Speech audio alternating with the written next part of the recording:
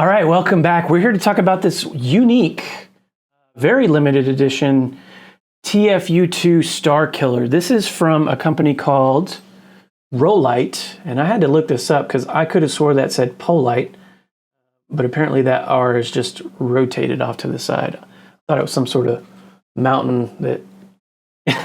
Anyway, we can see on the pommel, though, this is a Starkiller. Focus, there we go.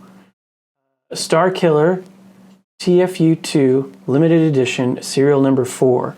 So you can also see on the pommel there, this used to house a recharge port and an auxiliary button, because obviously the main red button is for activation. So what we did was we, gutted it, took the existing stuff out, and I'll go over some more detail in that. But this now features a Proffie V3 on a removable section that comes out here. So let's hop down to the table. Let's talk about some of those construction and decisions and what went on with the electronics and a couple features. And then we'll hop out. I'll show a few blade styles, a few operational things. Now this is a one button operation saber now, which I'm not 100% on. So I'll try to do a few things that might be of concern to the customer, but I'll have a printout for the rest of it. So let's hop down. Right off the top, like I said, we have a red button, and that's our only button, is a one button saber. This is actually my red button. I had to kind of take apart the button that came with it, and then in doing so, it was kind of not in a situation where I could use it. And then there was a hex nut on the inside of the saber that was sort of like, not press fit, but almost welded into place. Took that apart so we could clear out the entirety of the tube and get like a clearance all the way through. So what I had to do was modify this old switch. This was like a normally closed kill button that I used to use on circuit bending toys and stuff like that. We kind of destroyed the lower housing because we didn't need the terminals, and we kept just the metal part and the spring and the plunger.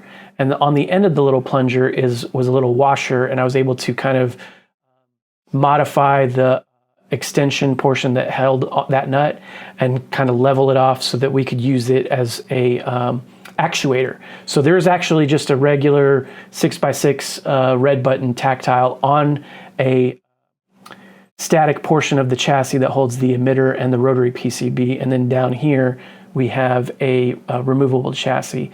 So I'll take that out in a second, but kind of wanted to talk about why that was some decision making that I employed. This doesn't look like it, but there are two sections of tube here, and they're masked by these bands here. They're held in place with these shrouds, except the only shroud that's actually locked in is this one, because it has the cover tech and this set screw. So what I did was made sure that this set screw and kind of the button itself hold the upper section. Part of the reason was that I was thinking about doing a fully removable, like big diameter long sled that held the emitter. But in thinking about that, I would need to make sure that, one, that you could lock this switch in if you pulled it out to pull the sled out, but also the fact that there are two separate tubes here means they could get out of concentricity over time, because, like I said, the only thing holding both tubes together is kind of this one screw holds the upper and this one screw holds the saber. Once it's all kind of together, it's a pretty solid saber, but I just thought that was really odd. But that is kind of the decision-making factor. Let's show off the emitter here. So now this is a 2mm hex key. I had to use my multi-tool because I don't have one. So up top, because this used to be a tri-cree kind of module holder thing, this takes a 7/8 blade, but I had to basically route out the inside fully open, because this blade holder used to have these little teeth on each of these little, if you can see the little slots there, on each of those used to be like a little tooth that stuck out. So when you put the blade in, it had something to rest on that never touched the tri-cree module, because those things can generate some heat. So in order to make sure that the blade got full contact with the emitter PCB, I had to kind of just take a Dremel and just bore that out. So that took a little bit of time, but you know, wasn't too bad. And then I just came back in and kind of cleaned it up. So now we have a deep socket that can really grip onto a 7/8 blade and make contact with this Shadowfoil neopixel emitter. So this houses 24 onboard LEDs in 3 rings. So I did subblade this to be independent of the main blade. So in the off state, when the blade plugs in, you'll get some shine through. How we get to the chassis is same set screw size, 2 millimeter. We'll undo this nut. I'm sorry, this screw. Now I will say that because of the age hasn't been super kind to this, the threads. I think there was a nut on the Delrin section that held the recharge port and aux, because these threads are kind of gone, and where this could have been threaded, I don't know that it ever was. I don't know if that was the idea, but there's enough meat here once these two are aligned that you can get your set screw in there, and it's pretty solid connection. But we can take our chassis out. Notice we've got a Shtok rotary PCB set and a very large diameter. So I took advantage of the large diameter for a couple reasons. So the instruction from the client was to kind of just do a basic install, because this is sort of just an older thing that wasn't super valuable, I think, to them. But I did take advantage of the fact that we had plenty of room to do some, greeblies in resin and painted it. But we also used a 21700 battery. So there's our Shtok rail side. And then the other thing I tried was, this is a 27 millimeter KR speaker. So I have a similar one over here to talk about that. I haven't used these, but I bought them when I re-upped on some speakers. This is the same design. This is the 30 or 31 millimeter version. So it's got this large diaphragm and speaker. And I know that I've designed some chassis pieces for blaster parts for John at Sabers Forever to use this particular speaker. And those sounded phenomenal when they were fully enclosed. So we did that here. We got this fully enclosed. Again, this is the 27 millimeter version. So I could have used a 28, but I thought, if that sounds good, let's try these. I do know that there's a chassis design by, I think it's AZ Sabers.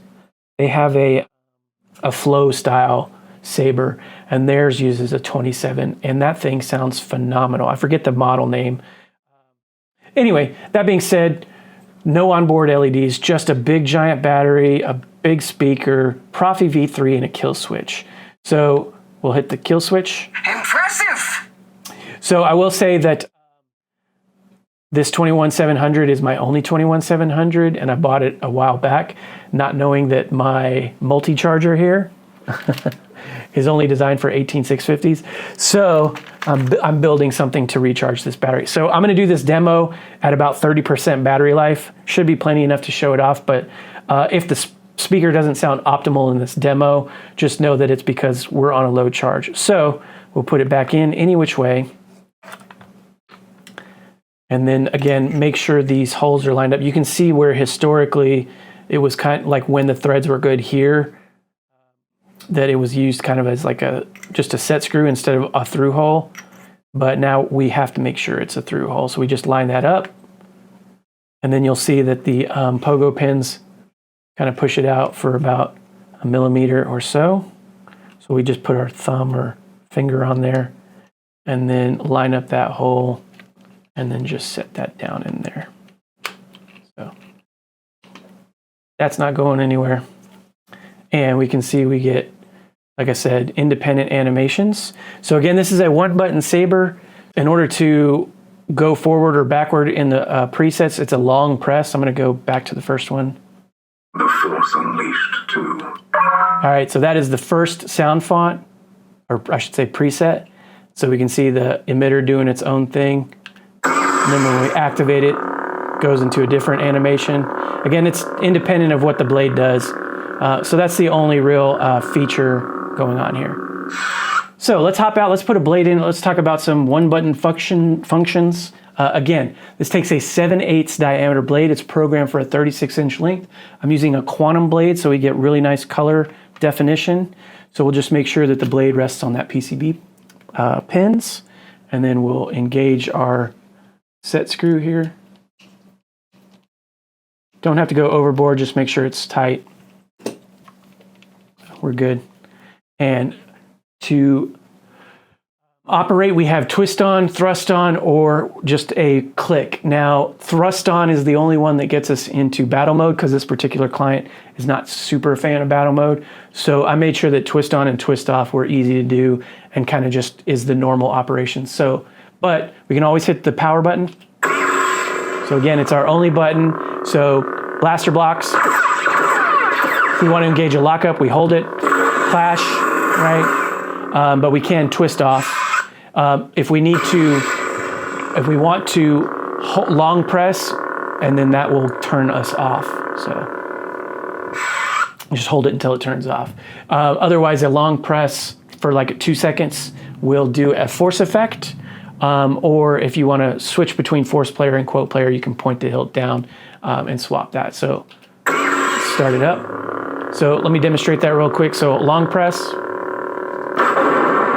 And I've animated it to go unstable for as long as it plays a force effect sound. I don't believe this one has quotes, but if it does, we'll try it. Nope.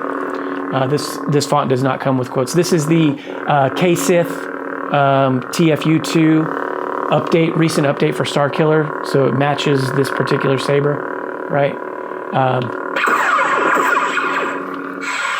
If we want to start and stop a track, if the hilt is horizontal in the off state, then we'll get to track player, we'll get a little chime, and then we rotate until we get to a track we want. This is going to go through the TFU2 tracks from Shtok, but if we point the hilt straight up, we'll do the designated track. On a one-button saber, we can only start and stop tracks, or we can only start tracks in the off state. We can stop it in the on state, but we can only start it in the off state. So let's do the designated track. The double tap.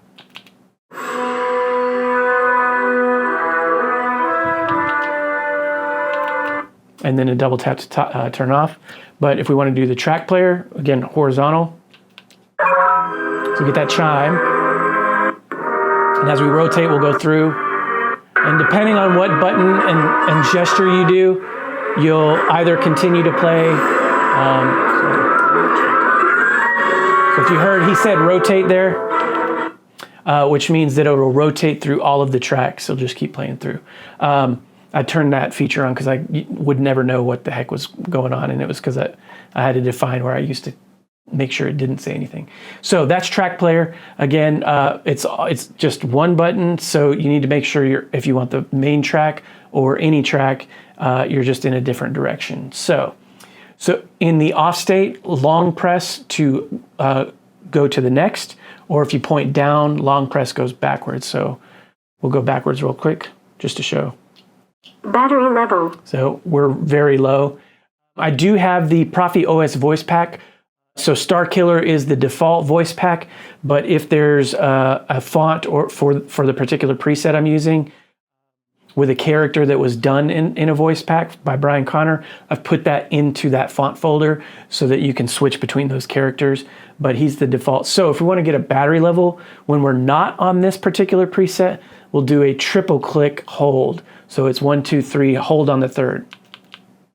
Battery level 35%. So again, I've got 35%, but should be enough to demonstrate this and without getting too distorted. But it's a good level. Sounds great, even though the hole is kind of small. There's plenty of resonance chamber. In fact, that entire pommel section that we pulled out is the resonance chamber, so it's got a good sense of sound. But let's go to the next one. Party saber. So again, I mentioned one button. We can still do special abilities to do the party mode, so which is like a phase changing thing. I used to have that on special ability 4, which meant that you would hold Aux and twist to the left or something like that. But since we only have one button, we have to hold and twist the one button. And depending on if we're upright, if we're sideways, if we're pointing down, and we're twisting to the left or to the right, then it'll do forward, backwards. So I made it the easiest one. If we're upright, and then when the saber's on, we hold power and twist to the right, then we'll go into party mode. You'll hear that little transition sound, that one. So now heavy swings, change colors, and change to the alternate fonts. I forget I have a ceiling fan going. So, but if we do it again, and now we're stuck on this one. But if we want to go forward manually, we can do power and twist to the right, left, and then we're just going to go forward in the phases.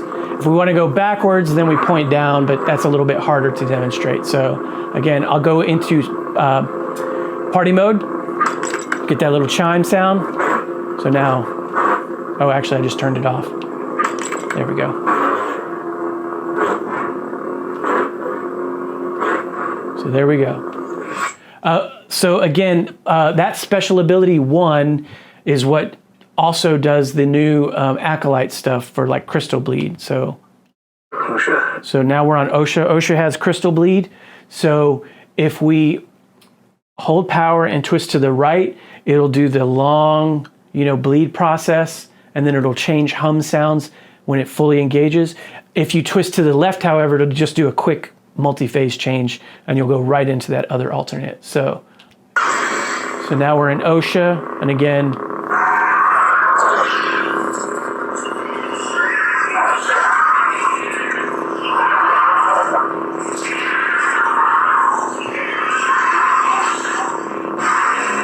and it changed hum now that it's in the dark mode. But if I want a quick change back, I'll rotate to the left, and it didn't go through that whole process. So that's one thing you can do if you accidentally do it. Again, holding power for a second, we'll do a force effect. And now we're actually starting to hear some speaker crackle, so I'll move on. So the only other feature that has special abilities is Cortosia's Clash. Chimera? And I don't know if I put it on Chimera. Let me see if I did that. But same thing, you'll have a transition sound, and then you have 3 seconds to clash the saber, which will kind of stop it. It'll go into that lockup mode for however long, and then it'll jump back out. So let's try it. There's the sound. I have 3 seconds to clash. And now,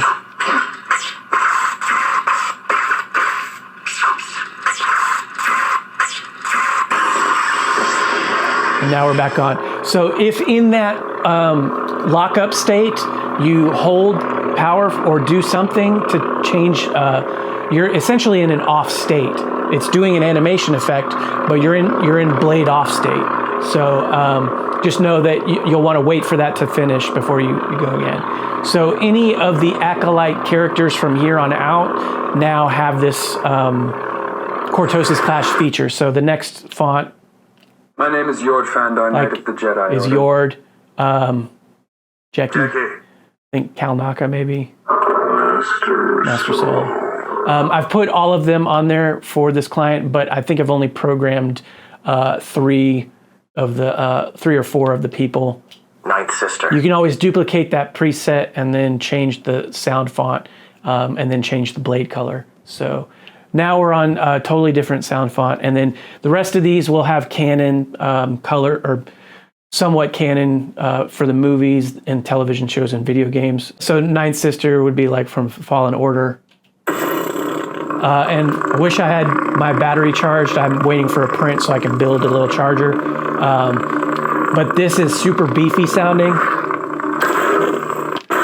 But it's getting a little crackly because we're at 30%.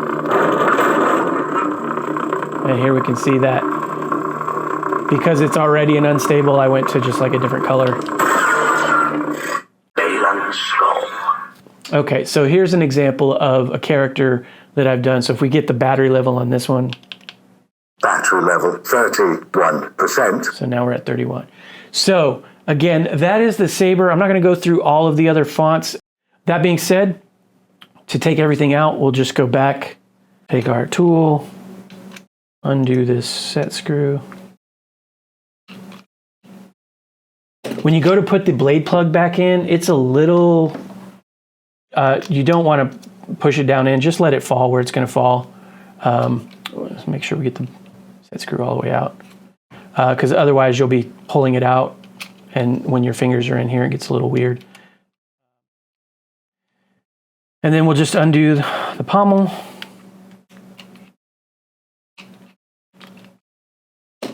And then pull that out, drop the chassis out, hit the kill switch, and we're good to go. So configs on the SD card. If you need to take the SD card, you'll want to use tweezers. I'm going to, it's not currently glued in right now, but because this is resin, I'm going to put a little E6000 on there because this friction fit will lose over time.